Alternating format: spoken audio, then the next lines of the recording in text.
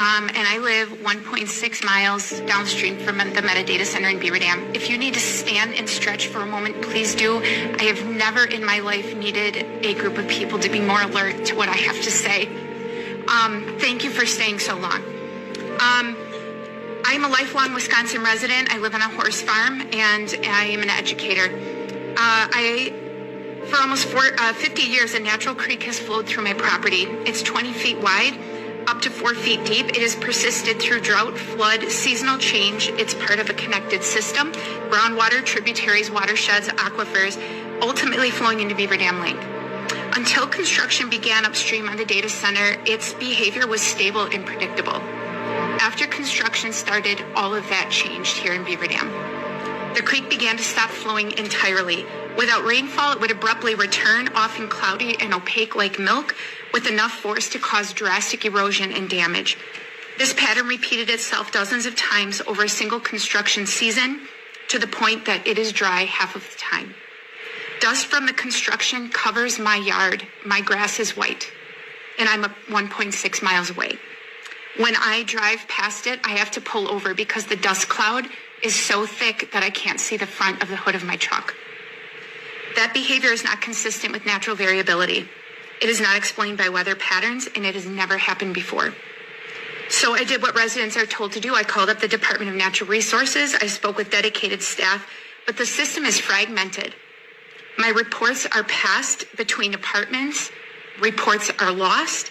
And at one point, I was told the agency didn't even know if they had clear authority over what was going on.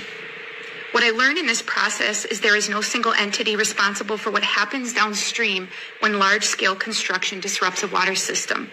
Different permits govern different activities, locally, county level, state level, some even federal. No one is tasked at looking at the whole picture or what happens beyond the project boundary. This is not a failure of individual agency staff, it's a policy failure. The law is on the side of the businesses and not on the residents. In my case, the creek's flow now appears correlated with industrial activity upstream and the times when that construction took place, including daily blasting with dynamite. When that discharge stops, my creek stops. When it resumes, water returns suddenly. Right now, corporates are receiving fast approval, tax incentives, limited review, while residents are left to prove the damage after the fact at our own expense against billion-dollar companies. This research has become my part-time job. 10 to 20 hours a week I have spent since knowing it was a data center, trying to figure out what's happening to my land. Simply sending in a water sample from my property costs $121 just to ship the sample. The cost of the test alone is going to be another $400 every time I have it tested. Water testing on my property shows elevated strontium, a very dangerous metal, and other indicators consistent with deep groundwater influence, a change that coincides with large-scale excavation, blasting upstream, and warrants independent investigation. Filters on my water system to stop this elevated metal persistence in my water is going to be over $1,000. When construction is complete, nearly 1,000 acres of my backyard will be converted from living permeable land into a paved industrial space. Land that once actively recharged groundwater, aquifers, and watersheds. That change reshapes an entire community. Farmers and local families cannot compete with billion-dollar corporations to pay for that land.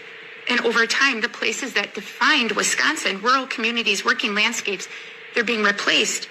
And then the next project arrives to fill in that spot because nobody is building a home next to a data center.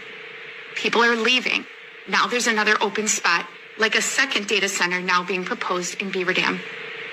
The city annexed this land from my township. I was there at the meeting when they were talking to the farmers. Alliant Energy sent a representative in to broker the deal with all the farmers in the area. If we can find a buyer for the whole shebang, will you all sell at the same time? They had 10 years to find a buyer. They knew exactly what they were doing, and they knew exactly who was going to buy that land. But we did not.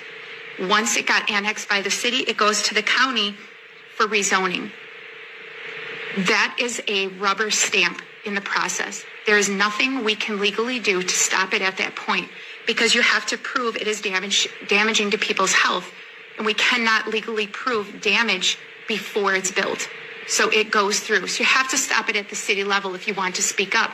But the city level proposed a conversation at their meeting about a TID, not about a data center. By the time we knew it was a data center, it was too late to do anything.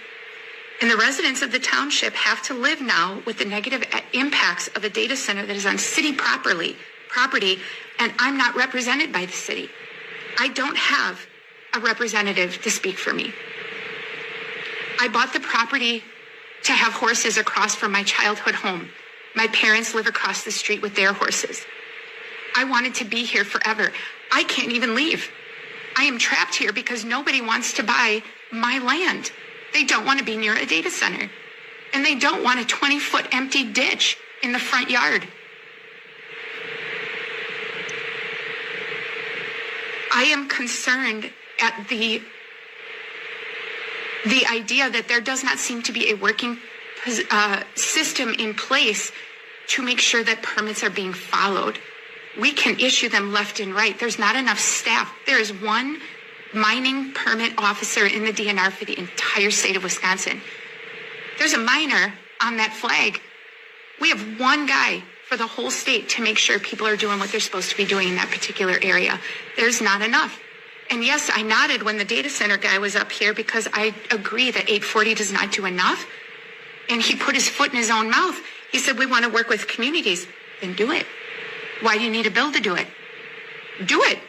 Be transparent. And one thing I have not heard anyone today share or talk about is, are these bills retroactive? Who is coming to save me? My safety net is gone. My township cannot say no to being annexed by the city. My city doesn't represent me. And here I sit before you. I'm counting on you. I need you. It's too late for me. I didn't get to vote no. I didn't get to speak up. I have 2 minutes at a public hearing at the city, and I am so grateful that you let us sit here so late tonight. Nobody has let me tell my whole story. Please, metaphorically, we are launching planes that are still being built, and we are forced to pilot them, and we don't know how to fly. Thank you for your time. Thank you for being